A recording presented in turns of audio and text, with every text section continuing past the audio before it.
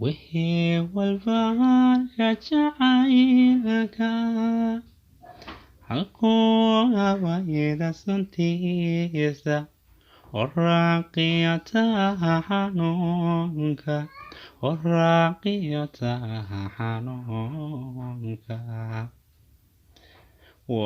waxyeelada gaadhay korkayga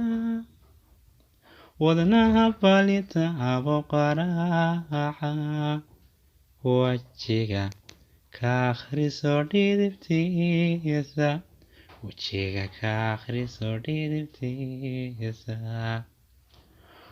wanada iga qaado sucaadi wanaaga la qaybso naftayda ka wargeli qalbigaaga jacaylka